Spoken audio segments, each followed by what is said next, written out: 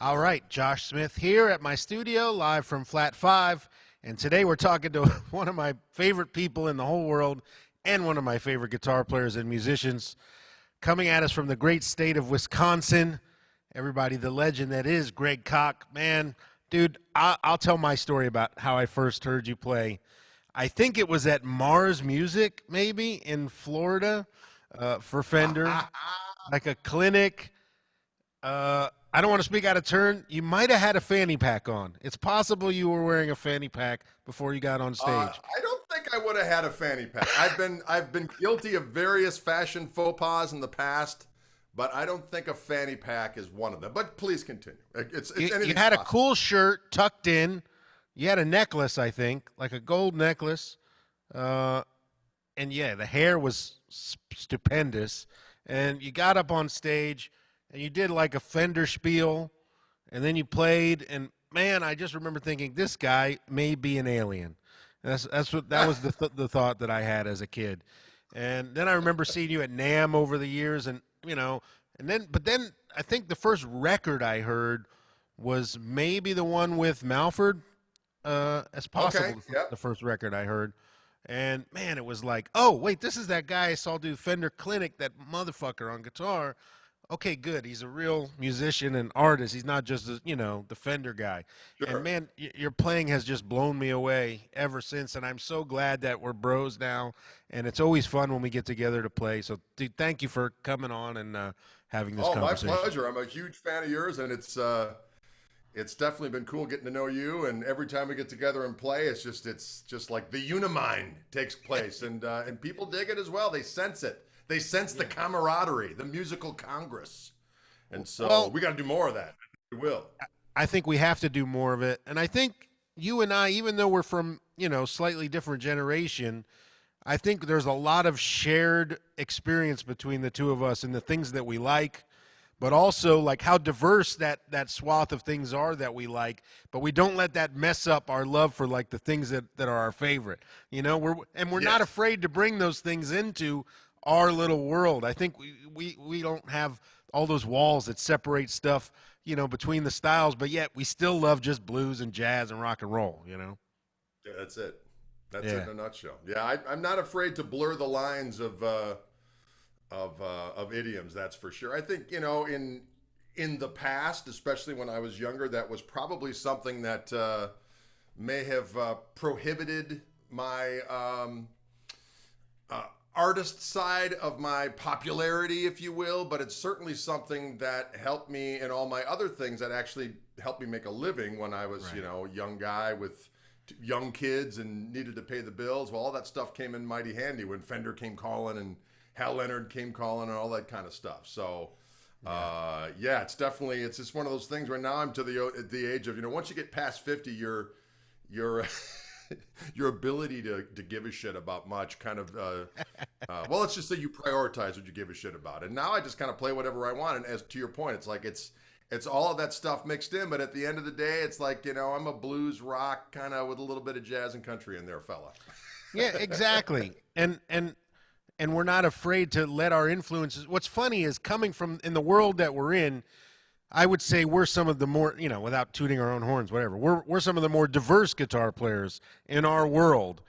But then, like, on the other side of the spectrum, like when I moved to LA to be a guitar player, there's the chameleon guys who can play everything, but they don't necessarily have as much of personality. I realized I wasn't that guy, though. While maybe I had listened to the same breadth of music they had and brought it into my playing, all of a sudden, I couldn't just sound just like someone from that style. It all still came out sounding like me. So it kind of helps us in our own little world, but it hurt me sometimes in the session and sideman world. It's weird how that works.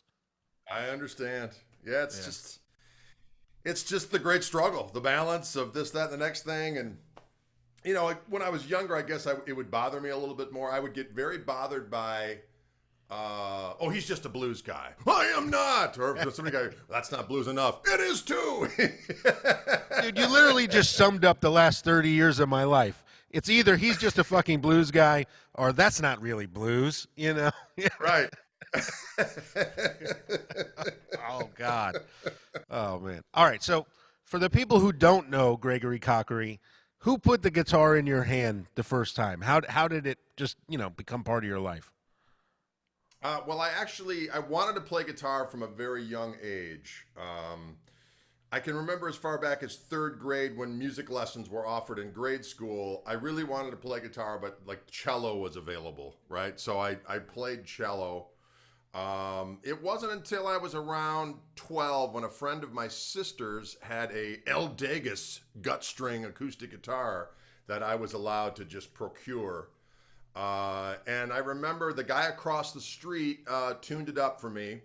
And I remember I learned an A chord. And I remember I remember Cocaine, but Eric Clapton's version of Cocaine was on the radio at the time. And I remember I just took an A chord and would just over and over went, you know what I mean? And I thought, this is the coolest shit ever. Yeah. And I bugged and bugged and bugged my dad that I wanted lessons, and he was quick to point out, he's like, let's do a quick review of your musical past. There was the cello that I rented and got rosined, and books and lessons and all that kind of stuff, and that ended in shame and tears.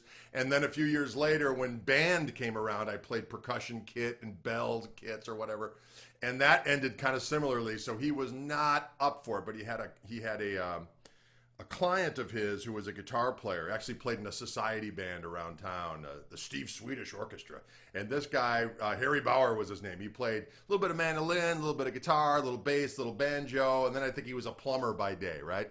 So, okay. But he was a client of my dad's, and so my dad said, the moment this kid turns up for a lesson and he isn't prepared, it all ends. So I started taking lessons from Harry, and like 6 months later, he's like, I can't teach this kid anymore, because I was ready. I just practiced nonstop, and I was ready to go. It's amazing how quickly the hook gets set. Like when something just turns you out like that, there's no, it was the same for me. So my parents brought me home a guitar at 3, but at 6 I started taking lessons, and you couldn't take the guitar out of my hands. It just was the way it was. And that, man, it's crazy how it ends up defining your entire lifetime, just from this chance meeting of who even knows why my dad brought home the guitar, or do you know what was the reason the guitar excited you when you saw? Why did you want to play it? Was there something that excited you? Well, there's delusion and dysfunction, of course, always plays a role. And when I was very, very young, my brother and I had to room together because there were 5 girls in between. He was the oldest, I was the youngest. And I was subject to all of his records. And he played, he was really into Hendrix and Cream and James Gang and, Beatles and the Stones, Grand Funk Railroad. But, man, I'll tell you what, the atmosphere changed when he played Hendrix and he played Cream. And there was just such a reverential vibe about it. And when you're a little kid and your brother's the oldest, one of the only other males in the house, you look up to him. And if he's showing reverence for these freaking guitar, I remember this one time running in, playing guns or something with one of my buddies, and we run into the bedroom, and he's kind of sitting squat style in front of the little speakers of the record player and playing Live Cream Volume 1. And I'm like, what is that? And he goes, Jack Bruce, Ginger Baker, and Eric Clapton, the 3 greatest instrumentalists of their kind together. And I'm just like, wow, this is crazy. So there was something about the guitar player. And then the Hendrix, I remember the Axis Bold as Love. I remember they used to have to put it on in order for me to take a nap, because I'd like to hear the whole welcome to radio station EXP, that whole thing. Oh, yeah. And when I was in 3rd grade, I did a report on Hendrix. There was another neighbor in the neighborhood. The boys were a little older than I was, but we used to hang out over there. And the older brother had this room, which was like a Hendrix shrine. There were like these life-size Jimmy posters and shit. And I was like, oh, my God. I'm pretty sure this is a god. You know what I mean? It was like, it was done in such reverential terms. And then you put the whole delusion of my mom kind of, bless her heart, me being, the youngest kid. She was, we finally got a boy after 5 girls. And it was like, I was a whoops, and there was like 5 years from me and my younger sibling. It was like, you're going to do great things. And so it was like, really? You know what I mean? So it was like in this kind of delusion of grandeur that I meant to do something that's going to be unusual. Is it going to be sports? Am I going to be a lawyer? Am I going to do this? It's like, oh, the guitar thing is really happening. I guess this is it. You know what I mean? So that was kind of the whole group, and then plus there's got to be a little ADHD type of thing. I mean, that was before people got tested for it, but I clearly had like hyper focus type of stuff.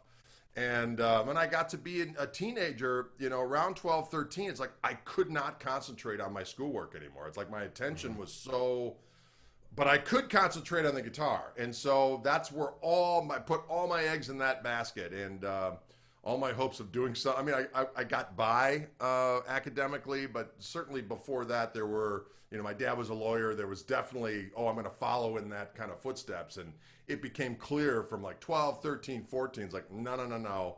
This is what's going to happen. I'm going to do this guitar thing, and we'll see what happens. So, wow. It's amazing how common the older brother is when I'm talking to guys about, either the older brother played or he turned them on to Hendrix or the Beatles or something like that, and how that was just, such a lightning rod for, I had a younger sister. I didn't have an older brother, but my dad did listen to a lot of records. But, man, I can't imagine being around. My dad tells me about being in the car and hearing Purple Haze the first time. And he was just a music fanatic, but not a musician. And he said that, even for him, that was like he pulled the car over and said to his girlfriend at the time, like, what the hell is this? Like it was aliens. Right. And he went and bought the record, and he feels like it changed his life. And yet he's not a musician, Yeah. Right.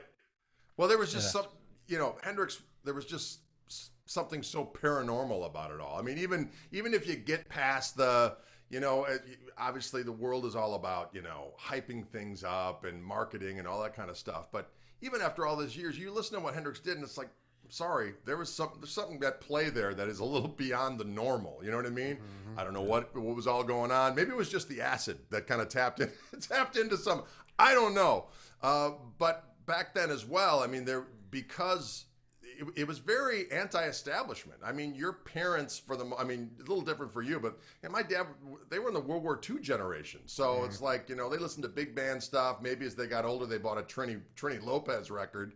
Or, right. When Chuck Mangione came out, they bought a little bit of, Feel So Good or something like that. But for the most part, it's like Hendrix and Zeppelin and Cream. That was just noise to them. You know what I mean? And so you're like, no, this guy's tapping into something, And so there was an aspect of rebellion to it. Plus, you could not see it. I mean, it was like before MTV came out. Yeah. It's like it was complete mystery what was going on. And, there might be like a historical retrospective of rock and roll on network television where they would show like 2 seconds of Hendrix, and it would be like Monterey footage where he's like putting the guitar through his legs or burning it. And you're like, oh my God, this guy is, where can I see more? They were like, they were too cool. They were cooler than athletes. They were cooler than movie stars. They were in a world of their own. And that's something that I think that, I don't know if it was a good thing to have it in play, at least in the minds of delusional punks such as myself. But it's certainly something that people today probably can't relate to, because they can go on YouTube at any time and see anybody, and doing, and the most intimate stuff now has all been put up online. There's really no mystery in it anymore. And that's led to other cool things as a result of that. But certainly back then there was that reverence for it and the mystery of it and the rebellion of it. It was all of the above. Yeah. Wow. Must have been awesome to kind of be seeing it unfold like that. All right, so when do you then kind of pivot or transition into like playing with other musicians and gigs start becoming a thing, or garage bands or something like that? Well, I started playing guitar. So what happened is that 7th grade, you start having girlfriends. Let's be honest. Yeah. And I have to say, I was a rather good-looking young well, you don't have to say it, but you just did say it. And so there was this new world was afoot, like, holy cow, this is great, girls and this whole thing and going to parties and whatnot. And so me and some of my cronies were like, let's put together a band and play at our 8th grade graduation, which we thought would be the coup de grace. You know what I mean? It would be like, this will be the coolest thing of all time. Yeah. So me and about 4 of my buddies started taking lessons the summer of our 7th grade. And of the 4, only me and another guy made it to the following year, and we got a drummer from another school. And we performed at our 8th grade graduation, and we played. I still can kind of remember the set list. I think we did like "Hey Joe" and "Purple Haze" and "Fire," and we did at that time that Nazareth song. Now you're messing with a son of a bitch. Oh, we played yeah. that. We did "Get Off of My Cloud" by the Stars. I think we did "Jumpin' Jack Flash," and then repeat. Right. Right. And so we played that, and that was our first gig. And then shortly thereafter, there was a buddy of mine who I was in 8th grade with, whose older brother was like, maybe he was a junior in high school at that time. And they hired me to be in their band. So right away I was doing gigs, and that band played. It was an interesting dynamic because he was. I don't know if you ever encountered this, but there was always this weird. Sometimes it would encounter this weird divide between kind of early Beatles fan. They were into the early Beatles stuff. They were like the power pop thing, and then of course they were into the kind of the power popish stuff at the time, which would be anything from like the Babies to certainly Cheap Trick. The Romantics had just come out, and they hated Hendrix. They thought all that stuff was just chromatic. There was this huge divide. And I remember my guitar teacher at the time, I got another guitar teacher who was showing me the Hendrix stuff and Cream, and this other guy who I was in a band with would talk trash about this stuff. So they had like this letter war going back. You don't know what you're talking about. You know, and it would go back, and I'm like, what is this? It's all good. I like it all. You know what I mean? So I ended up in this band playing this music that wasn't necessarily. Oh, and the Cars. We did a bunch of the Cars. The Cars had just come out, and I really dug, especially that first Cars record. I loved it. Yeah. So that was my first band I started playing out with quite a bit, and we did for a couple years. But I always had my own bands as well, which were more kind of blues rock oriented. And then I started playing in jazz band in high school and started doing that, and would play in little offshoot groups of that. And then there were wedding bands that I would play in throughout high school. That was basically my power trio high school band would be fronted by this guy who could play accordion and guitar. And so he would do all the waltzes and tangos and all that kind of stuff, because very German community around here. And so we would do all that stuff. And then he would grab his acoustic guitar, and then we would do, Chuck Berry tunes and Stones and Beatles stuff and so on and so forth. So I gigged pretty much after that first gig in 8th grade, I gigged pretty steadily after that. All throughout high school. All throughout high school. Absolutely. Yeah. So how great is that feeling, the first, paid gig, the real paid gig, where you get $20 shoved in your pocket or $75 or whatever? Oh, it was fantastic. And plus I'm hanging out with older kids who are cooler. And of course there was always beer around, you know what I mean? It was, It was like, 1 minute you're in 8th grade, you're 6 months away from playing Hot Wheels, and next thing you know, you're in a rock band with a bunch of older pirates. It was great. So. Yep. Yeah, and you're still living at home, so were you saving the money, or were you spending it like water? I saved it a bit, but mostly spent it. I mean, there was I did save money my junior year of high school. It was kind of weird because I went to this all boys Catholic school from freshman and sophomore year, kind of this hoity-toity thing that, my dad had gone to the high school, my brother had gone to the high school, and it's a legacy. As I said, man. I was not.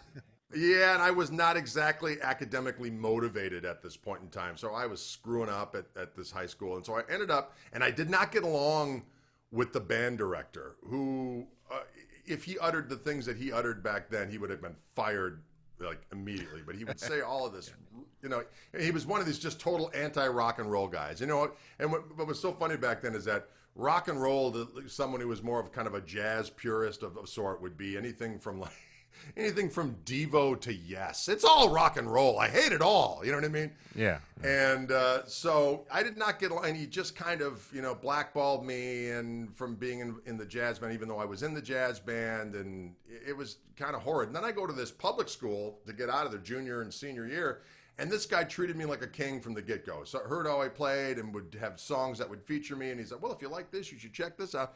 So anyway, he ended up giving me a scholarship to go to this jazz camp junior year in high school, summer of my junior year. And I went up there and I met the guitar instructor up there. Was super cool. I mean, I was playing a telly at the time, and he recognized I had this blues thing going and a little bit of this chicken picking thing and a little bit of jazz. You know, I like listened to the early George Benson stuff and a little bit of Charlie Christian, so I had a few of those things down. And he's like, man, you should really check out these guys. So then he played me for the first time, Larry Carlton and Robin Ford. So then there was another guy at the camp who had a 335. He always wanted to play a telly, and now I wanted to check out a 335. So we kind of swapped guitars for the week of the summer camp. So then I got back home, and another one of my dad's clients was owned a plastics company. So I got a job in this plastics factory, which might explain a few things, me being exposed to these toxic vapors. Anyway, so I saved up money all summer long, and I bought a 335, a blonde 335 dot neck. That was a reissue. But those early 80s reissues were really cool. They had those Tim Shaw pickups. Yeah, and Tim Shaw. I talk to Guy King about this all the time because that's what he uses. And I love that guitar. It ended up getting stolen, but I love that guitar. It was my main guitar for years. Well, you said you were already playing a telly then. Was there a reason for the telly, or did you just luck upon it? Well, mostly lucked upon it. So, you know, I wanted a Strat because Hendrix played a Strat. And I just loved the sound. And especially at that time, I loved the sound of a neck pickup on a Fender guitar. And I remember I'd go over to a buddy of mine's house, and his dad had like a one pickup. I think it was maybe a Music Master or something like that from the 60s. It had the big headstock and just the one neck pickup. It looked like kind of a Mustang body. I can't remember what it was, but they had a little Fender amp, and I would just sit there for hours just playing on that neck pickup going, man, I want a Fender neck pickup. Because at the time I had a Fender Lead 1. Remember those? They just had the bridge pickup in back. Yeah, It was a humbucker that you could kind of coil tap. So I went into my guitar lesson one day, and my guitar teacher, my second guitar teacher, was more of a rock and roll dude. He had the 68 telly he was selling. And I was like, man. And then I played it, and I played that neck pickup, and man, it sounded good. And I remember just saying to my dad, it's like, look, I've got like, 200 and some odd bucks. Can you please just front me the money for this guitar? And usually that was a no-go proposition with my dad, but for whatever reason, I talked him into it. So I ended up playing the telly, and it just turned out to be ergonomically the guitar that I always really felt home at from there on in. As a matter of fact, when I actually got my hands on a Strat, I didn't like it as much because I preferred the neck pickup on a telly and the bridge pickup on a telly versus on a Strat. I always kind of craved, the middle pickup on the Strat in the 2 and 4 positions, but I could never get past the fact that a telly, neck, and bridge pickup was like onboard channel switching. It just sounded great. You could get all these warm, glorious tones, especially that telly. The neck pickup sounded so good, and when you back to that bridge pickup, it was like the perfect just kind of kick above that was just right. And so it was it wasn't so much that all my guitar players that I emulated were telly guys. That really, some were at that point, but it was the Fender guitar that was offered to me, and that's why I ended up playing it. Okay, because for me, same. I wanted a Strat more than anything. Strat was my first serious guitar. I was a Strat guy my whole life, and I owned tellies. They came and went, and they were always like, I'm a Strat guy, until some reason I got the right one. And then it changed everything. But it's weird how, obviously it's influenced by what we grow up on, but mostly what just how you get luck out and what ends up in your hands, Exactly. And I guess I was lucky at that time too, that I don't think there was as much of a culture of always needing another guitar, another pedal, you know what I mean? That seems to be such a part of the guitar culture now, which is great because that's what helps a lot of us keeping tall cotton. Yeah, exactly. But back then it was like, once you had a guitar that worked, you were good. It was just like, now let's just get to playing and, just obsessing with playing and listening to stuff and then just kind of going, well, this guitar is my voice. That's all I need. Changing strings. I only changed them when I broke them. Right. Yeah. What do you need Until to change they them for? so They still work. Crud. Yeah. Exactly. Yeah. I would always remember being just gobsmacked, but when I changed strings, like, man, it sounds so bright. What is that sound? Oh man. All right, so you're gigging all the time. You finish high school. What's the next decision? Is it get a real job or go to college, or are you all in already at that point? Well, I knew I wanted to be a musician more than anything else. There was nothing that even kind of crossed my mind. And plus, I just had this overriding delusion that I had a special thing and that it was all going to be all right, you know? Right. And which I think, you know, unfortunately, you got to kind of have. I mean, I've told my kids that are, when they get involved in theater and other things, I was like, look, there almost has to be this delusion of I'm going to do this no matter what. And whatever bullshit comes my way as a result of my decision, my love and my vision of what I'm going to do is going to usurp that to the point where it's not going to matter. I'm just going to keep on going. And unless you have that, you know, you're kind of vulnerable. Yeah. You're vulnerable anyway, but at least you have the enthusiasm to keep on going. So I remember when I was a senior, it was kind of a drag. I mean, everyone's making their plans to go to college. Oh, I'm going to the University of Wisconsin-Madison, and oh, I'm going to Minnesota, and I'm going here, and all these people are making their plans. So I started doing some homework, and at that time, you know, I wanted to go to GIT per se, but that was just too daunting. You know what I mean? The idea of going to LA all by myself. First of all, I knew my parents would never go for it, and plus it was very intimidating for me as well. And so I heard that I was obsessed with Texas because, you know, Stevie Ray had come out at that point. I mean, the first time I heard Stevie Ray Vaughan, I mean, I was into, because I was playing that neck pickup on that telly and so on and so forth, I was into clean Fender tones, maybe just a little overdrive, and I was really into Albert King and Hendrix and like T-Bone Walker and B.B. King. And then I loved Billy Gibbons as well. I mean, I loved the way Billy's approach was, and especially the DeGuelo record, I was obsessed with it. You know, the strat tones on that record are just ridiculous. And at the time, everyone that was around me were metal guys. You know what I mean? Everyone my age was obsessed with Van Halen and hair metal, or else they were punk rockers that were into, you know, anything from the Clash to Depeche Mode or whatever the case may be. It's like, I thought I had the inside track on the style that everyone was ignoring, and that maybe I was just going to walk on in and say, hey, check this stuff out again. It's cool. And all of a sudden I hear this David Bowie record, and I'm like, who's this motherfucker doing these Albert King licks? Wait a minute. You know what I mean? You mean somebody else has been listening to this stuff? You know what I mean? Yeah. And then I remember reading this. Of course, you know, you're delusional. I'm in Milwaukee, Wisconsin. I'm in, you know, like myopia. I'm thinking there's got no one else. No one else is listening to this, right? So I open up this magazine, and it's about the Les Dance record, and I see this picture of Nile Rodgers, and he's this guy with a Strat. I go, that's got to be him. So I start reading into it a little bit more, and they're like, no. There's this other guy who played on the record, the Stevie Ray Vaughan. I didn't know anybody named Vaughan, so I thought it was Vaughan. So then I heard that this guy had a record out. I'm like, I got to get this record. And then, like, I remember specifically riding shotgun in my buddy Bill Young's Bobcat, which was like a Pinto takeoff. It was like the Dodge version of the Bobcat. Riding along, and they're like, if you like the guy that played on the David Bowie record, here's his new solo thing, and they played Pride and Joy. I'm like, wait a minute. So we went right to the 1812 Overture, which was the big record store around here. And I went in, I go up to the counter, and I go, have you heard of this guy, Stevie Ray Vaughan?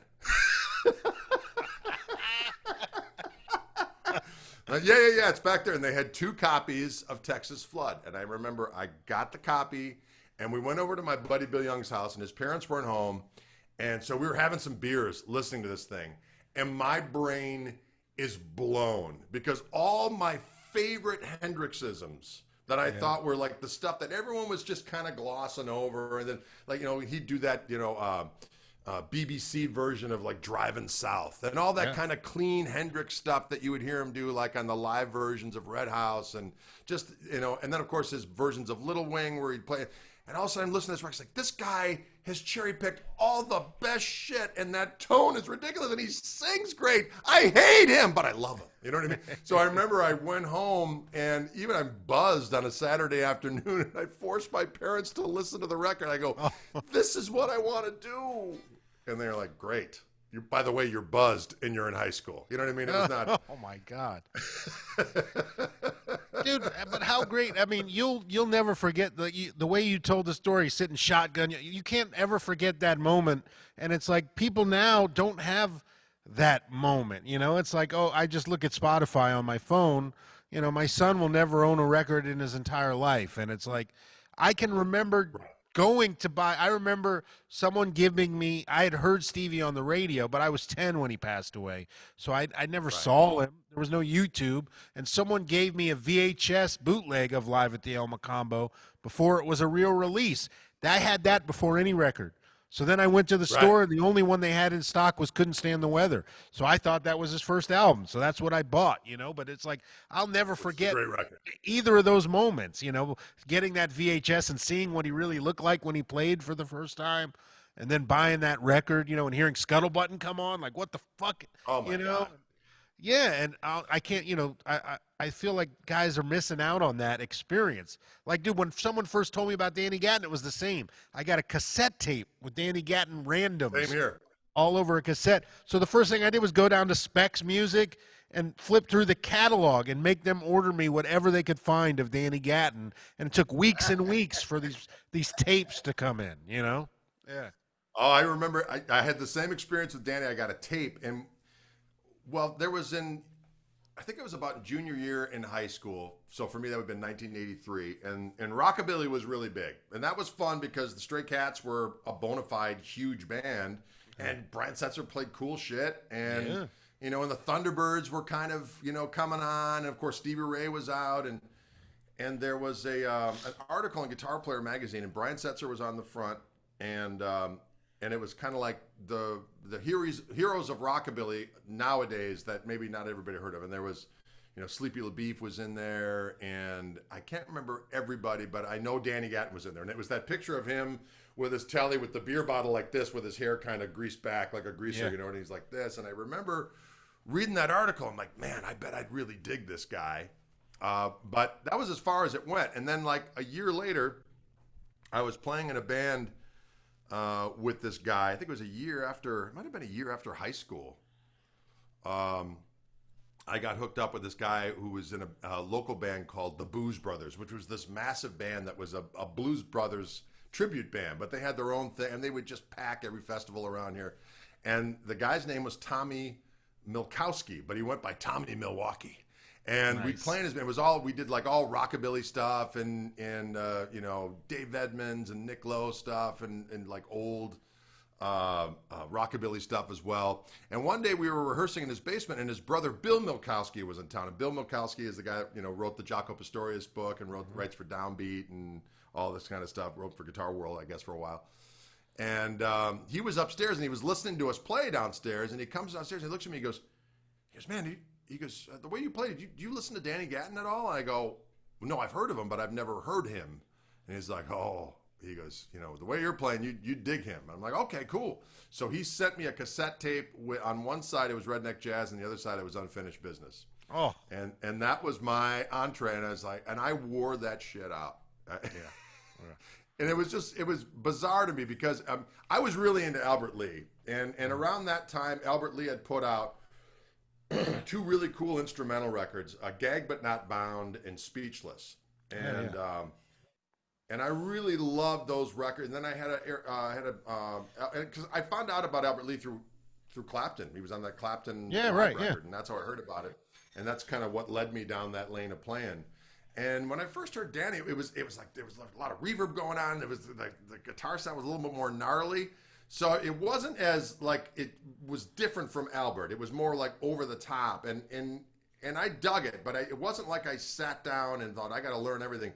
It was like over time with Danny, it was just like I'd hear like I think I want to try to figure that little thing out right there, and then it was just kind of one of those things where I dug it more with time, and but it definitely knocked. I remember hearing that tape for the first time and just going, I don't even know what a lot of this shit is. My brain hurts. You know what I mean? Well, yeah, that was, I couldn't understand a lot of what was going on, but I remember what registered in the same way that seeing Stevie, actually seeing him for the first time, hit me mostly in the oh my God, look at the amount of effort. Like, he loves this more than anything in the world. Like, look how much he loves this. Danny, I remember taking away from listening to that tape, this dude will play anything, anywhere. He don't give a fuck. Like, he hears it, he plays it. Like, he's an open, like, wow, he has no fear, and he has a sense of humor. And it's like, wow, Right. maybe it's okay to play all this random crap that I'm hearing all the time and just let it out, you know? And I remember clearly taking that away from listening to him for the first time. Yeah. Well, what's interesting is when I finally saw Danny, Oh, you we did a saw him? show with him. I'm so jealous. Oh. Well, we did this. This is probably, I'm trying to think of what year ish. 93, maybe 92. I don't know, somewhere in there. 92, 93. Because he died in 96, I think, right? Something like that. No, I think Or was it? yeah, 95, 96. You're right. Okay, It was so right this was before I graduated high school, so it was somewhere in there. Yeah. okay. So there was a showcase club in town. It's still there, Shank Hall, and named after the fictitious venue in Spinal Tap where they were playing when they were David, smell the glovers here. That was at this. They were supposedly at a place called Shank Hall. So this guy named the club after it. And there was a giant, Stonehenge above the stage. And so we did a triple bill. It was our band, which at that time was my band, was Greg Koch on the tone controls. Right. And then Danny Gatton and Mick Taylor. Whew. And so we played our set. And I remember Danny doing the sound check early on. I remember just being in there and just going, this is unbelievable. And I remember it was really loud because he was playing that Tweed Twin. Mm-hmm. But we played our set, and we had to share our dressing room with Danny's band, and we didn't get to talk to him before the show or anything.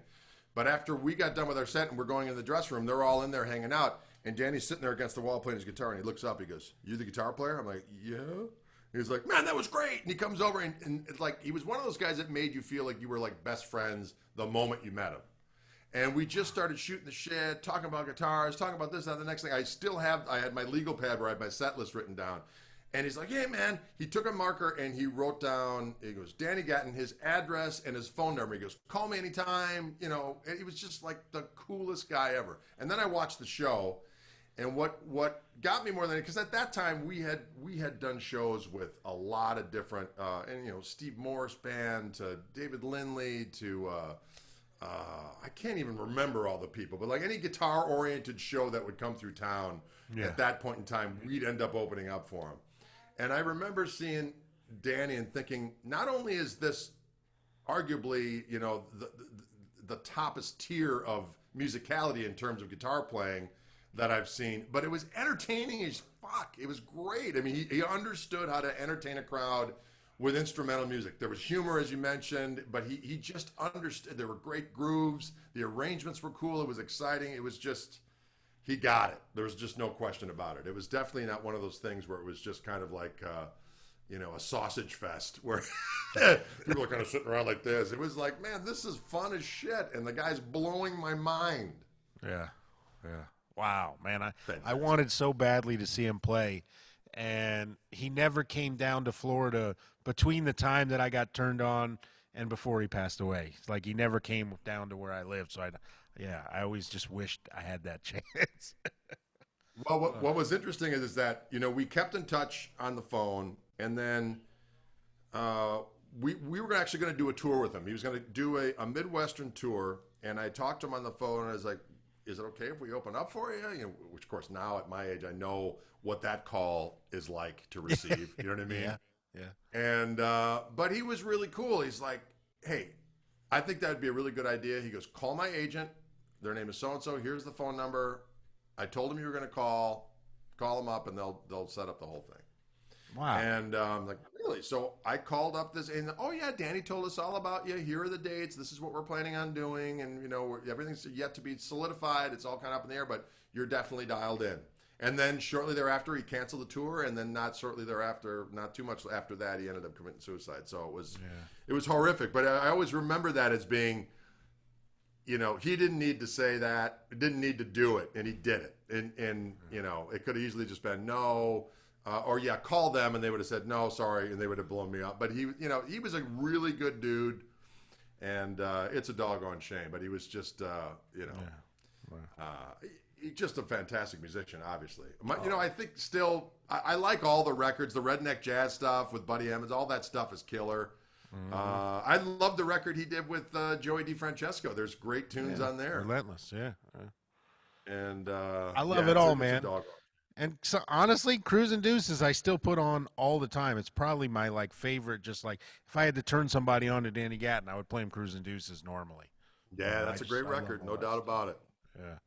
Oh, No doubt. dude. All right. So before we get into the 10 questions, I just got to ask, like, okay, so you gigging, you've done this whole trip of becoming a working musician.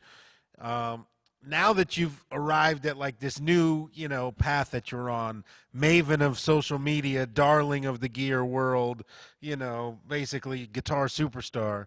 Um, did you ever think this was how it's going to go? You probably, I'm sure you just thought you were going to play gigs for the rest of your life and, be a working Well, musician. it's interesting because sorry I got sidetracked before that, but I did end up going to college for Oh, music. right, I was right, going right. to go down to Texas to this. Herb Ellis had a school down in Texas, and I really wanted to go down there, but my parents poo-pooed that because it wasn't a college accredited thing. So the guitar teacher that turned me on to Robin Ford and Larry Carlton ended up being the head of a jazz department at this University of Wisconsin Stevens Point. So I ended up going there. But so I went to school there, and I just wanted to learn how to play over changes and be literate in music. I wanted to know how to write music, be able to write it down, be able to read it at a professional level, and know how to play over chord changes. I really didn't have any desire to like learn all the standards and all the keys. As a matter of fact, I was so turned off by some of the jazz purists that I'd encountered that I was adverse to major seventh chords for decades. Yeah. But anyway, so years went on. I had my own band, and we were making waves in town, and we were we opened up for these people. Oh, we're gonna try to get you.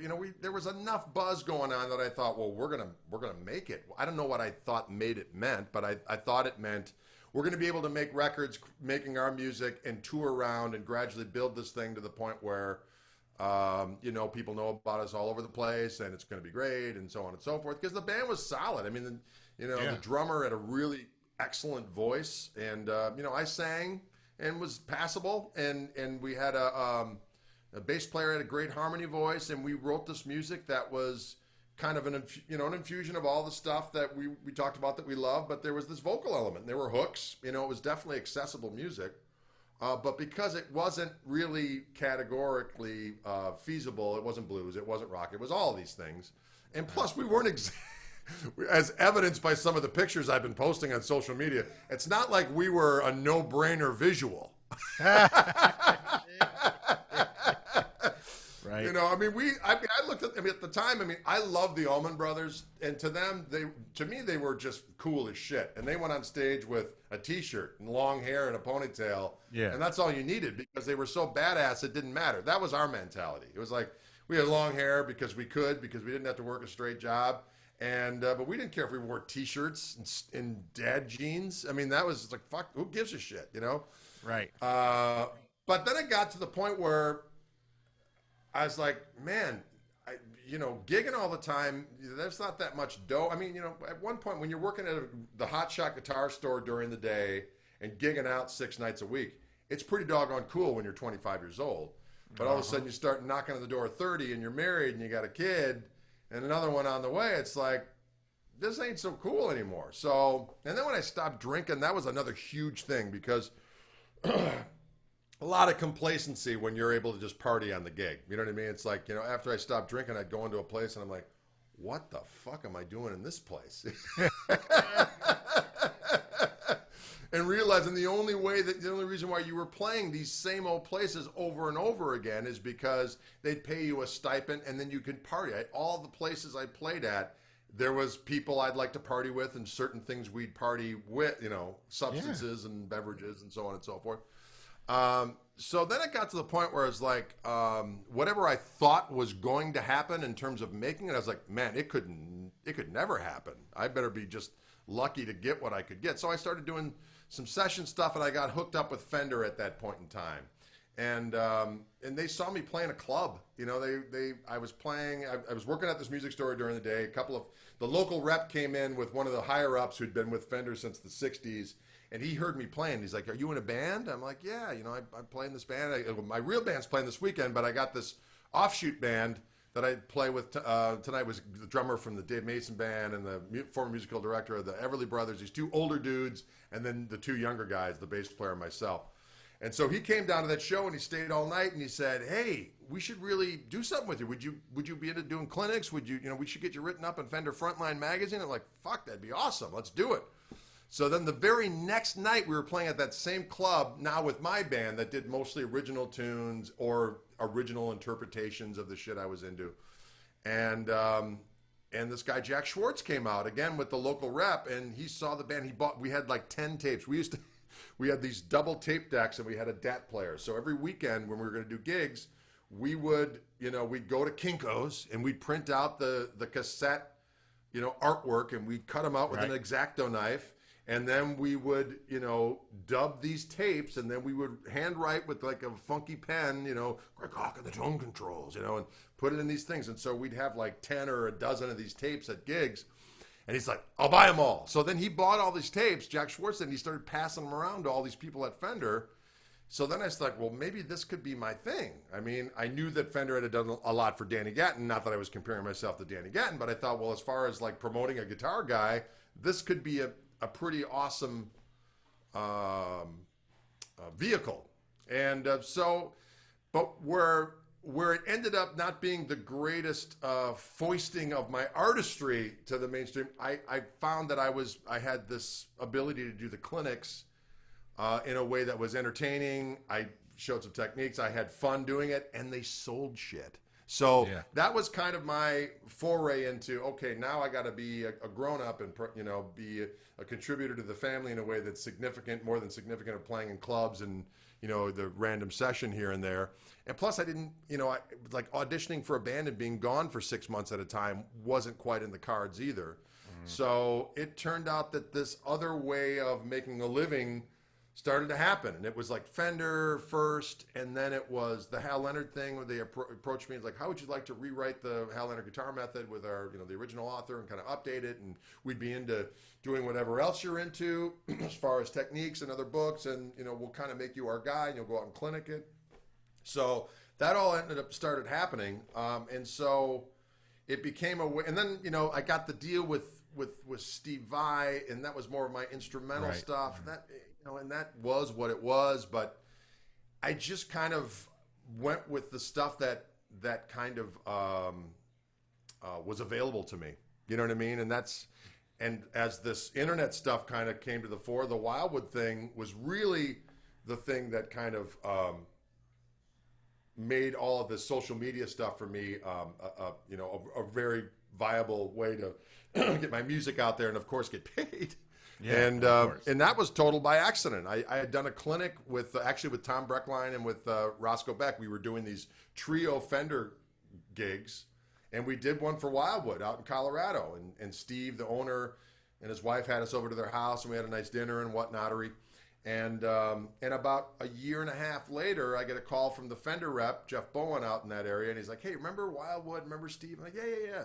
He's like, he's got this idea for doing this thing for their website. They were the first ones to kind of take really high quality pictures and put the minutia of all the different things of guitars on their website. Right. And their next thing is they want to have videos. So they buy all these different guitars and they want someone to play them and have people hear them and see them. And at that time, Steve was going to have people from all these different manufacturers provide someone like me. So I would do Fender stuff, and whoever would do Gibson, or whoever would do Howard Smith, and so on. So I said I'd do it. So I went out there and I did one video. It was a Telecaster, and basically on the screen they said, what the guitar was, the serial number, and the weight. And he said, look, just play the guitar, you kind of go through all the pickup selections, maybe clean, dirty, maybe some different styles, and maybe just a quick impression of what you think of the guitar. So I did one video, and we got done, and Steve stood up from across the room, and he walked over, and he goes, "Can I hire you to do this?" I go, "What do you mean?" He goes, "I'll fly you out here every month and do these videos." I go, "You mean kind of like a job?" Because at that point in time, I had been doing stuff for Fender for a long time, but I was never on retainer. And the amount of stress I had I had all these contacts with Fender all over the globe, and putting together my calendar for the year in between like band tours and Hal Leonard stuff. I mean, it was like, it was always kind of this real stress-filled thing of we're gonna do 3 weeks in July, and then in the middle of May, well, it's mostly it's gonna be like a weekend, and you'd be like, you know. So I just found it odd that there was this independent dealer in Colorado that was going to make me more of a commitment than the biggest guitar manufacturer on earth. And then once I started doing clinics or videos for them every month doing Fender guitars, and a couple of days I'm in the store and I'm playing a Les Paul or playing whatever, and they hear me playing them. They're like, well, you have a whole different thing you do on those different guitars. I'm like, yeah, I mean, I played Gibsons for forever. They're like, well, we could use you a lot more if you played those guitars. So then next thing you know, I'm playing all of these other different instruments.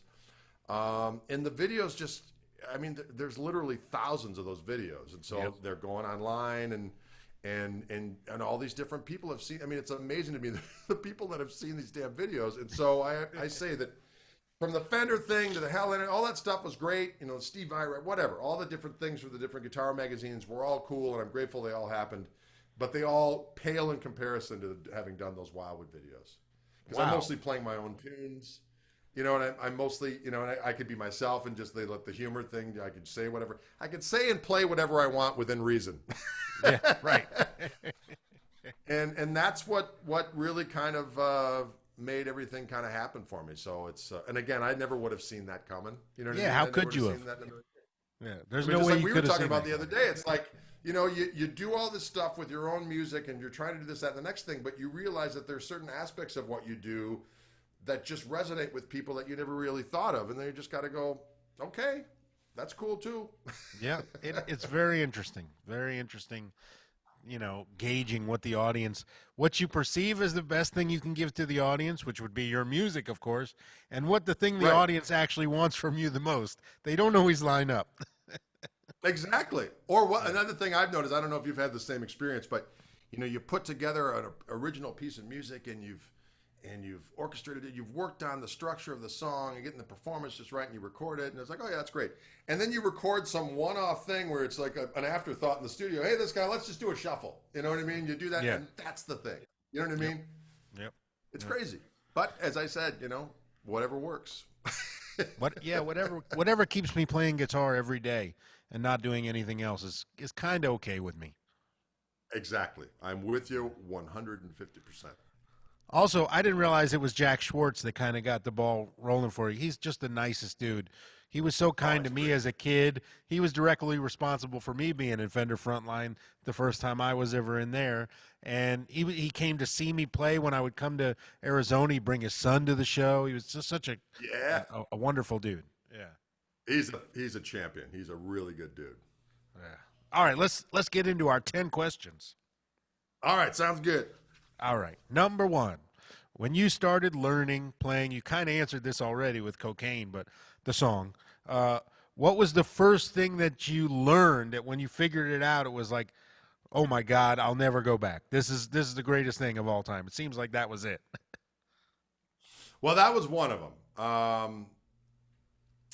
You know, I guess when I started playing a little bit more, I remember when I learned kind of this lick. When I learned that lick, oh yeah, the gates just opened up because I was like, that's the lick that Jimmy Page does on all the time. And then you know, especially because I listened to a lot of Led Zeppelin 1, and he did that on Dazed and Confused, and Hendrix did that, you know, all that kind of stuff with the wah-wah and so on and so forth. It's like, as soon as I remember calling my friends up on the phone going, check it out. and then when I would do solos at the time, it would always end up there. You know what I mean? That was the money shot. It's like, you know, you're squirreling around, then it's at some point it's going to go borbididly. Oh, dude, always. I remember learning that lick vividly from Jimmy Page. And I know that for me, the first time I actually nailed the B.B. King Slow Blues intro, I was like, all right, I'll never do anything else for the rest of my life. I'm good now. That's it. You know. Oh yeah. All right. Number 2, what was the first solo you ever learned note for note? I think it was Hey Joe. Oh, good one. I think that was the first one. And it wasn't exact by any stretch, but I remember playing it along with the record, you know.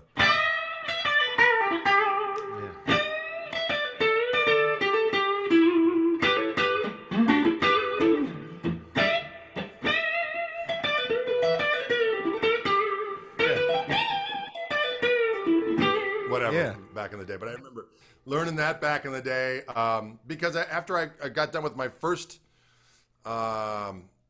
guitar teacher was mostly just teaching me out of the Mel Bay book. When I got to the second guy, he knew all the Hendrix and the Cream stuff. And I remember sometimes just before the lesson, we were waiting or whatever the case may be, I'd go, hey, do you know this one Hendrix song? And I would just ask him to play it, just so I could see it, it could be done. There was a lot in my mind back then where I was like, the Hendrix stuff is impossible. You know what I mean? It's just not, mortals can't do it. And so just to have someone play it in front of you. But I remember when they're...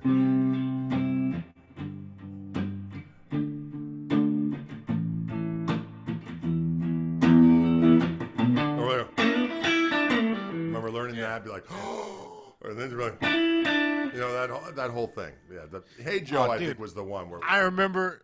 What was the live version where he just starts it by himself?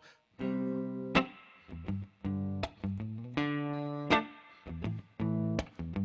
then he goes. Yes, exactly. I remember learning that and thinking, I know the live version of Hey Joe. Right, of course. Yeah, fuck the record version. It was like. And then when we'd always do the thing where you go. Oh, always the Beatles. Yeah, always. Yeah, it was always. Yep. Always. He would always do it right there, dude. And what's funny is, so this stuff is so ingrained. It could be 20 years from now. You'll never. There's no chance you could forget that solo or any of these solos by heart. You could sing them for the rest of your life and probably just pick them up and within 30 seconds brush off the dust and have it there. Right. You know what I mean? It's impossible to forget. Yeah, it's unbelievable. And our brains are amazing like that. I can recall like what Stevie played on the version of Texas Flood from Italy bootleg in 1984. You know what I mean? Like it's ridiculous. Yeah. All right. What's the first thing you play every time you pick up a guitar? Do you have like a little place where your hands go, or maybe like when you're trying out a guitar, do you have a thing that you do that lets you know that this guitar works or you like it? What kind of, where's your go-to? What's funny is I always have a tendency to just do a blues in G, and it usually starts with like.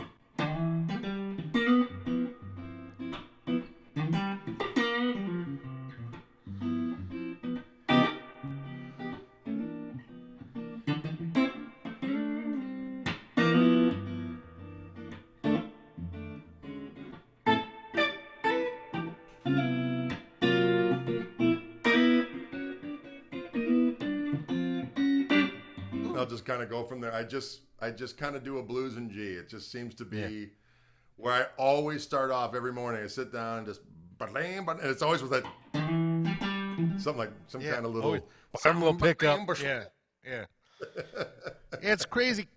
I had one. It was always an E for me, and it got to be so cliche that I'd be on the road as a sideman, and the other musicians, before I could hit standby on my amp, they'd be playing my little first lick that I play every time I hit standby back to me before I could get it out. You know what I mean?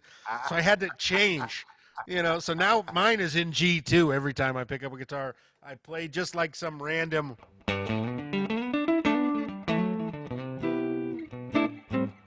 Something. It's always some version of that. TMG. Yeah. Well, that leads us to our next question, and it might answer it. But I know for me, okay, do you have like a key, a style, a groove, something, a song that kind of just lives in your head on repeat? Because for me, it's kind of like what you just said, but I hear it 24 hours a day. I hear this shuffle, and I hear B flat. I hear just an improv that never ends. I'm always hearing, and I have to like sometimes when I'm going to bed, I have to like finish the solo before I can shut off. It's like it never ends. And I'm wondering if you have any narration like that. Not per se. I do have there's like a shuffle kind of gospel-y thing that I do in E that seems to always be lurking, and it's kind of I've got a few different tunes that have it.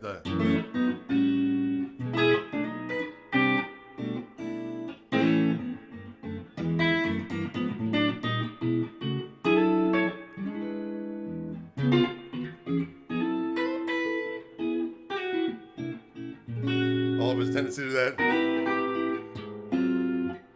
All right. And then, of course, I always end up on the Care Bear chord. So I always like to do some variation of that thing, and it's kind of based on a little shuffle.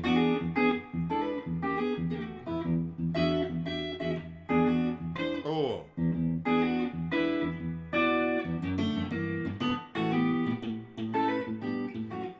And I'll just kind of do that shuffle. It's got a little, you know.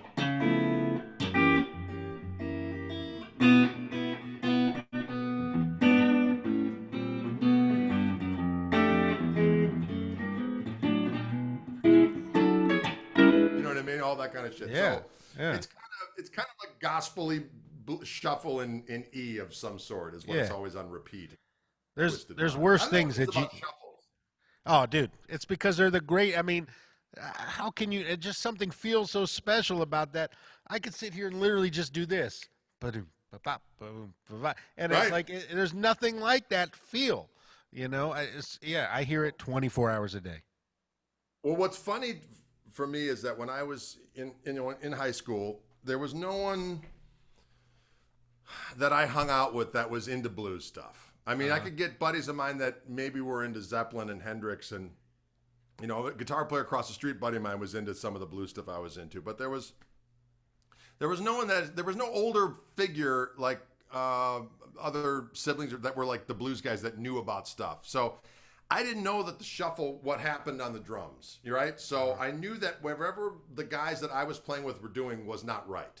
You know what I mean? Because they'd always be like, boom, ba-ta, boom, ba-ta, boom, ba-ta. And I remember the first time I saw someone do a shuffle where it was just four on the floor, and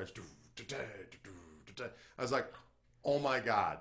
Yeah. And once I got someone to do that and play in my band, it's like I could have played shuffles for the rest of my days, because I remember I would hear it on records from anything from like even the part of Allman Brothers in that song "You Don't Love Me" in the middle where they go,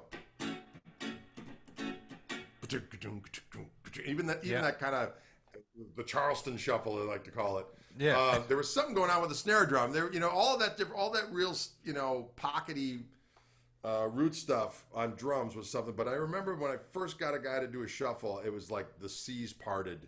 Yep. And I remember my son when he was very, very young. There's only a couple things I can do on the drums, and one of them is at least play a shuffle that sounds passable. And I showed him that early on. So he's been playing a shuffle since before puberty, and it's paid off. So yeah, I mean, people ask me all the time, you know, what's your favorite thing to play? And that's without question. I could do it for, you know, every gig, every song. I'd be fine. If that was the only option available to me for the rest of my life, I'd be cool. You know. Yeah. Yes, I'm with you. I remember like realizing, like listening to music my parents liked and stuff as I became more knowledgeable. Like, wait a minute, this Fleetwood Mac song is a fucking shuffle. Wait a minute, this Journey song is a shuffle. This James Brown song is a shuffle. All these freaking Motown songs are a shuffle. It started to become clear, like, wait a minute, this isn't just blues. No, the shuffle just is the greatest groove there is, no matter what, you know? Right. Yeah. Absolutely. All right. And then you didn't, as you said, like you didn't even realize that, oh yeah, all of these great songs over the years were all shuffles. Yeah. Even that Fleetwood Mac song, Don't Stop Living, Don't. Yeah, stop, exactly. Yeah. It's shuffle time. Yeah, exactly. Yeah. Mick Fleetwood, man. Well, blues man, you know? That's right. Yeah. All right. When did you feel like you started to find your voice on the instrument? Was there a moment when kind of like something clicked and you realized I should go further down this path because this I think is me that I'm tuning into here? Well, I think that when one of the things that I always was kind of cognizant of, I think, was that is that when you listen to like Clapton and Cream era Clapton and Hendrix, is that, and then you started doing the research of it as far as where they got their different stuff from, is that you realize, well, these guys are influenced by these guys, but yet they do something just a little different. You know what I mean? There's just that little different thing that they do, you know, and then you know, and everyone has a different stuff. Like, you know, I would kind of say, you know, of that variation of that lick we were doing. That thing, it's like, Johnny Winter would do. Stevie Ray Vaughan would do.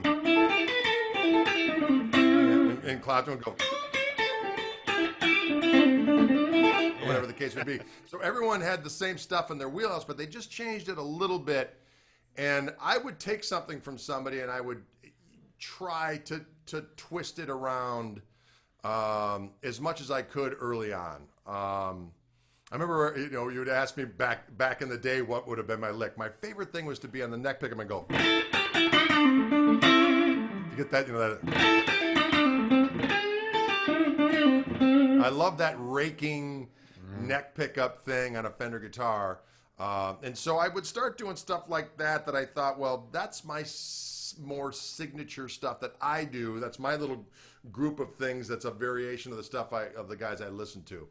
But I don't think I got to the point where I thought, well, if you hear that guy, it was some point in when I started writing more of my original music and stuff when I was in my 20s and early 20s, mid 20s, that I thought, well, there's, if you heard that, oh, that's that guy, you know what I mean? And then I kind of just went more in that direction. So I would say somewhere when I was doing my own band, doing my own material, I gradually started to morph the stuff into, especially from a blues point of view. Like when I would do a blues and be like, oh, that's definitely, it's blues, but it's not someone trying to be someone else. You know what I mean?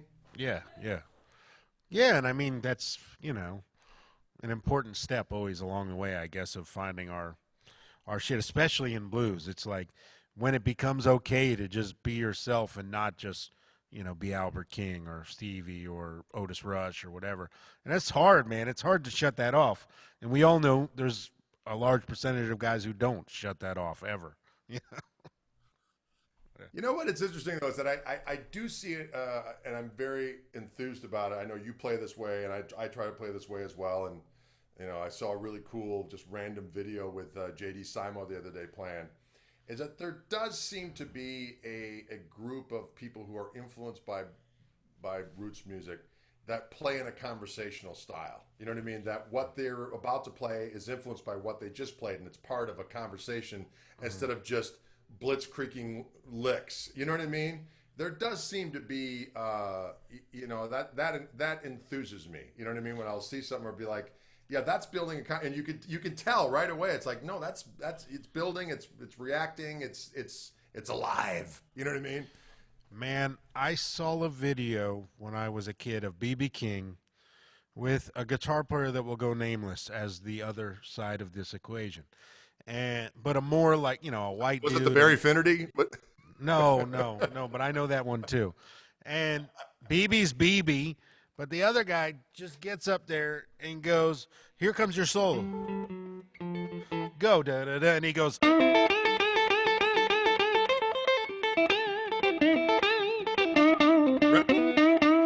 And it never stopped, and I'm thinking, oh my God, this dude's standing next to B.B. King, but it was more like clear as day, like, oh my God, that guy's not telling any story at all.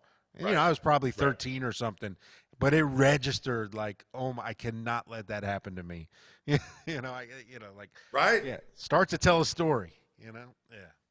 Well, and plus it makes it fun from a. That's one of the things I harp on all the time if I do a Skype lesson with someone and they're like, I'm tired of playing the same licks over and over again. And I'm like, well, just play, licks are just words in your vocabulary. And if you're just garbling up words and throwing them out there and not saying anything with it, it doesn't make any sense. I said, you got to build it up. And it doesn't really matter how many licks you have. You can say something new every time by sticking to this more kind of call and response-y thing at first and building up the conversation. You don't need to play every lick. You don't have to play any licks that you know.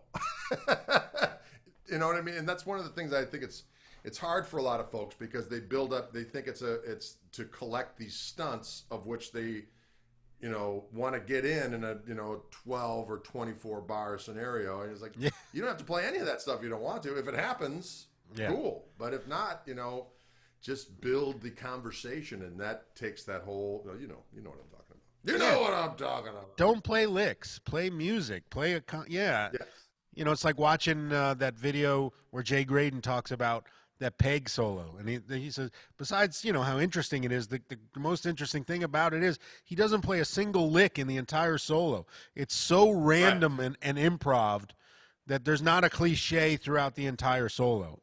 And he said he don't even know how it happened, but it was like, yeah, that just came out, yeah. Exactly. All right. And even like on a tune like "Hot Blooded," check it and see. Yeah. I love that guitar solo. I remember one of the guitar magazines years back were ravaging on it. I'm like, it's totally random and cool. I love it. Yeah, I agree. You know why? Because I'm hot blooded. Josh, damn it, I'm hot blooded. Check it and see. I'm not gonna check it and see. I'll take your word for it.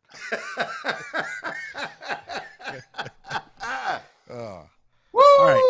Woo! Yeah. Number 6. What's your biggest weakness on the guitar, man? Mine is on a session when called for to try to beat James Taylor or some sort of articulate acoustic guitar player. That's far and away kryptonite to me. Yeah, I have a hard time with sticking to like a set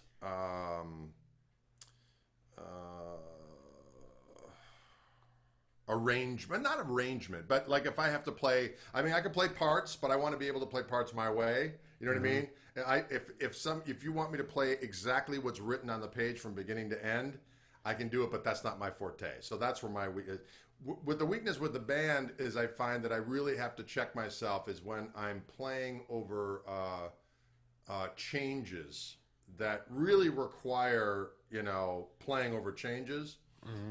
That's not like in the standard jazz phase. Like some tunes of mine, I'll come up with things and they'll have weird changes on them. Yeah. And it's one of those things where it's like I have to consciously think of the fact of don't just play over the changes. You got to make it musical. And that's one of the things that I work on. In that it's not important to have to shred over those changes. Just make it musical over those changes. Oh yeah. And don't be compelled to show, oh no, I know how to do this. You know what I mean? So that's one of the things that I work on. Oh, I tell kids all the time, it's not about what to play over each chord. We all know something to play over each chord. We've been playing long enough. It's, man, can you make the story continue through those chords without sounding like you were talking about football and then you're talking about making lemonade. You know what I mean? Like, exactly. Exactly my point. That's the key. Yeah. Right. Absolutely. All right, cool. That's good to know that you do have weaknesses. All right. Oh, believe me. Who's a huge influence on your playing that people would be really surprised to hear? Oh, boy, that's interesting. Well, one of the things that I think gets overlooked a lot is how much your, local guys, when you're growing up influence you. Because, of course, we get in these situations, well, it's Hendrix and it's B.B. King and it's Ever King. But there's guys that you watched in clubs when you were a kid that had a huge impact on you. And there's a few guys in town here, but one guy was a guy by the name of Bill Stone, and we're still buddies. But Bill played in a band called Leroy Airmaster, and it was a blues band that actually, Junior Brantley was in that band for a while too. I used to go, and they would pack clubs. So when I've just turned 18 years old, which was drinking age here then, you can go out to clubs when you're 18, and I'd go out and see them play. But they were a blues band, but they had this jazz element. So, and they weren't afraid to mix it up. So Bill would throw in these bebop lines in a mix with a pretty fat and juicy blues tone. And the harmonica player, Steve Cohen, is a buddy of mine. I've done a million gigs with all of these guys now. But and Steve had the same thing. He had these pyrotechnic chops on the harp and could kind of do these bebop lines, but also do the real down-home blues thing. And that band was a huge, and Bill was a huge influence on me as someone who added this real technical ability with soulfulness in a way that I thought that was inspiring to me. So I would say that. But as far as like people, I mean, I see things all the time that I just like, oh, that's cool. I think I'll take that. I've been watching Jubu videos for the last few. I mean, I listened to a bunch of that gospel stuff a while back, and then it's like I'm doing too much of that stuff. I got to go elsewhere, and then that's kind of how I am. I kind of, and then, Yeah. But I've been watching some of that, and just stealing some cool chord things, and then immediately after I take it, I'm like, I need to switch that around a little bit, and so it's kind of. But I love watching Mateus Asato's videos. I think that he really. I mean, there's times where you're just like, what was that? I mean, it's just such a blitzkrieg of melody and technique. You know what I mean? Yeah. That you're just like, that's really cool. So that inspires. So I'll see like a little thing that he might do and be like, that's cool. So there's stuff that happens in that regard. But I see you do stuff all the time. I'm like, oh, yeah. Well, same. But dude, you're right. It's amazing how the local guys. I mean, these are the guys that are in our purview. So it's like there was a band. I played in a band every Friday night from age 13 to whatever, at this club till 4 in the morning. And there was 2 stages. The other stage would be another band every week. So there was one band where the guy in the band they were kind of Allman Brothers-y, but the guitar player was a jazzer. And he was a fusion. He loved Yes, too. He was like a big-time fusion and jazz guitar player. But he worked at a music store I would go to. And I remember him being one of the first guys to, like, be kind enough to show me, like, hey, let me show you, a chord that you don't know, because you're doing all right already. But he's like, let me help you connect some dots. And, that's equally as big of an influence as the first time that I heard Robin Ford do it. You know what I mean? So, but it's personal. Yeah. Yeah. All right. Good answer, man. Okay. Would you rather have a great guitar and a shitty amp, or vice versa? A great amp and a crappy guitar? I'd need a good guitar. Any amp you could make work, but if you can't play the guitar, then you're shit out of luck. We're opposite on this. We're the opposites on this one. I'm 100%. I need the amp, and I'll play any guitar. Well, but that is saying I need the guitar to stay in tune. Oh yeah. Yeah, you need the guitar to be playable. But if it has a volume knob and works, I know that the audience will get a better show from me with any guitar and like a rig that I'm comfortable with. Whereas if I have my guitar and a crate with digital reverb and a full range speaker in it, I know they're going to get a worse show than the other way around. Indeed. I can relate to both, to be honest. Yeah. I mean, if we're saying guitars that at least function, then of course you'd want an amp. But if I get into situations where I can't do what I do on the guitar, and it's right. Then I don't care what I'm plugged into at that point. I see that. Are you a guy who can pick up a guitar that's set up poorly and hammer through it? Or does it drive you crazy? Do you need a guitar? Let me tell you, when I'm doing those videos at Wildwood, you wouldn't believe the condition of some of those guitars. Because I play them right out of the box. They're not set up. Yeah. And sometimes they've been sitting for a while. And by the time the end user gets them, they're set up and they're divine and they're great. But there's some times where I'm playing guitars that are worth thousands of dollars, and I got to do everything I possibly can just to make an open chord sound in tune. Oh, that's why it got to be for a while where people would say, well, I noticed that you have a tendency to play this tune and this tune when you're playing. I'm like, that's because I know that there's certain songs I can do that will sound in tune even though the intonation is completely fucked. Yeah, it's amazing how that works. Yeah, you're hired to do a job, and the last thing you want to do is make the guitar sound like it can't stay in tune. Right, exactly. Yeah. That would be bad. Yeah. Maybe that one will stay on the shelves, if it. Yeah. Yes. All right. What keeps you, like? I keep hearing you add new things, and you just talked about you watch this guy. What keeps you so motivated to keep getting better every day? Is just because it's never changed, like the passion, you love it so much, or is there something else that keeps you driven? I just love playing. I mean, it's never gets boring to me. It's like, it's amazing what will be inspiring to me. Like I turned on that, cause I remembered, someone mentioning Jubu Smith to me again. I think it was Mateus Asado, and that stuck in my mind. I was like, man. Meanwhile, let me tell you that, just preface this, that I turned Mateus on to Jubu. He'd never heard of him, and I said, dude, you have to be listening to this guy. And I played him the Jubu's greatest hits at NAMM 2 years ago in our hotel room. So,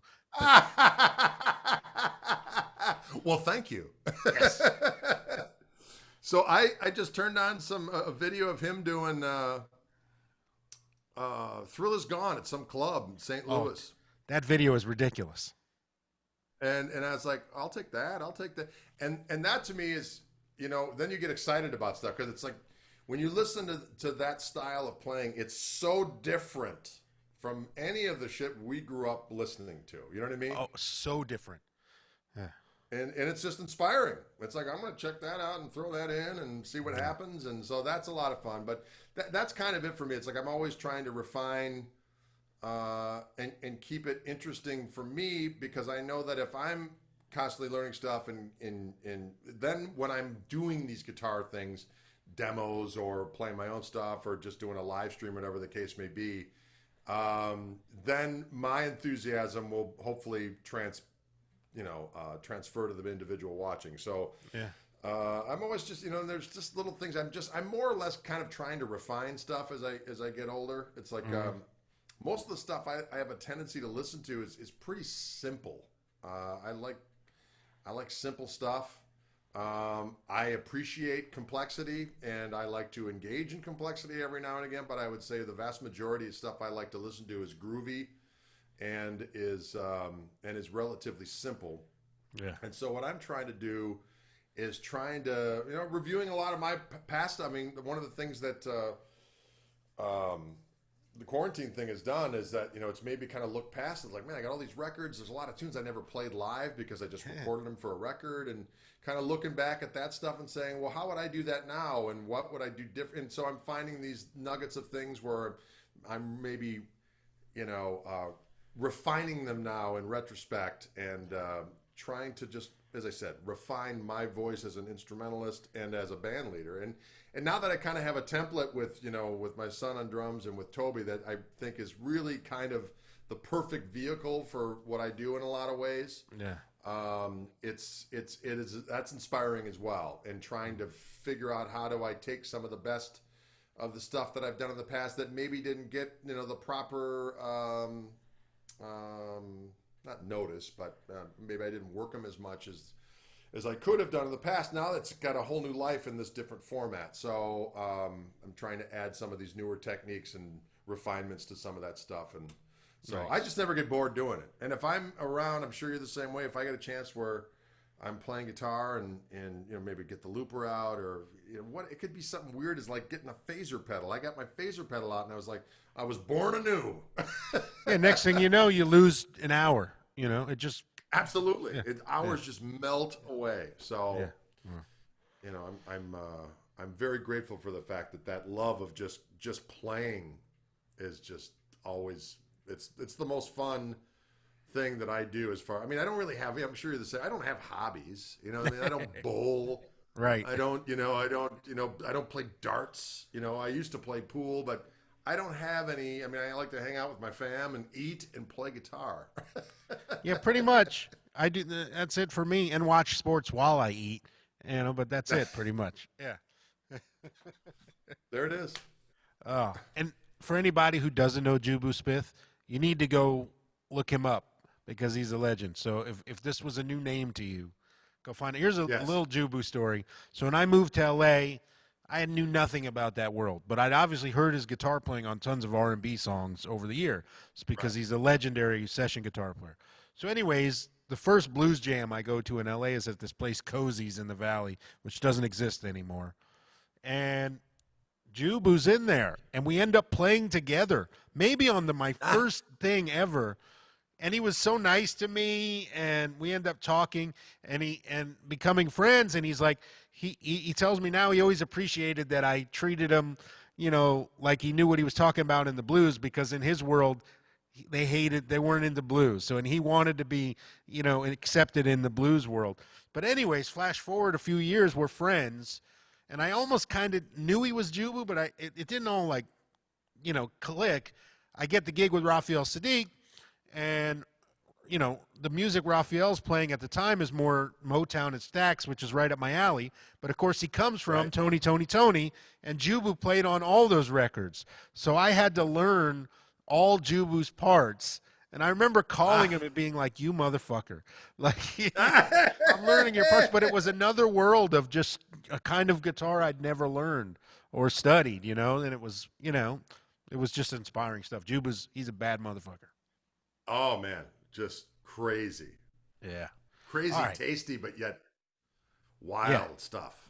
Oh yeah, dude. And so influential over his scene. People don't realize the level of impact he had on a generation of guitar players from that world. I mean, he is the godfather of that stuff. Yeah. So anyways, crazy. Number 10. Love it. Dude, where do you want to be in 5 years? Where do you see yourself going? Is it just playing more with the trio and pushing along the lines you're at, or do you have some grander schemes in mind? What's interesting is I really don't have any. I mean, it sounds weird to say, but I don't have any delusions of grandeur. Not anymore. You had them, but not anymore. Right, exactly. They were definitely in play at some point in time. But for me, like what you just said, is like if I could go out and tour meaningfully with the band and, maybe just step up a rung where it's like, I can play a nice showcase club or small theater in every major city that I want to, and have people show up that dig it, and, I'd be able to do that a couple times a year where I go out and be able to make a sufficient amount of money from just doing that. Yeah. That would be fantastic. I know that I like to be able to do all the different things because I don't like to have to lean on one particular thing. But if I would say one thing that I would like to have just go up, and the thing is that we were starting to do that with the trio. We were right before COVID hit, and we finally got this really good booking agency, really good guys. And we just started booking clubs where, we could go in and, in any town really per se. And as long as they got the word out, we got a decent amount of people in, so we made decent dough. And then the merch was always good. So I could see that just kind of growing to the point where, maybe we're touring around where we can afford to bring another person that that might help out, maybe with the driving, maybe with the selling of merch. But that's it. I mean, just to be able to play my own music and have it go up to the level where, Toby and Dylan are making a fine living from being involved in it, and we can go out and do the stuff. And we've talked about doing more stuff together. That to me is like the funnest, is where you can go out with musicians that are friends of yours and have a great musical experience, and they bring their crowd in, you bring her, but the crowds are all the same. Everyone digs it, and there's a camaraderie, and you get to see the world. You eat great food, and repeat. It's amazing how simple and grounded the goals are that we have. It's like we're not asking to be millionaires, and be on buses and private jets. No, it's, can I just play my own music and make enough money to play it with the guys I want to play it with, and have everybody be smiling and happy to be there? That's it. That's it. It doesn't seem like too much to ask for. Yes. It's and of course, what's really bizarre at this point, of course, with the whole COVID thing is, will any of the old paradigm that we're talking about elevating in be left? You know what I mean? It's like, what's going to be? I mean, I'm sure, as we've had to do our entire career, we'll pivot and adapt to do whatever we got to do. Yep. But I'm doing it right now. We're doing it right now. Exactly. We're doing this.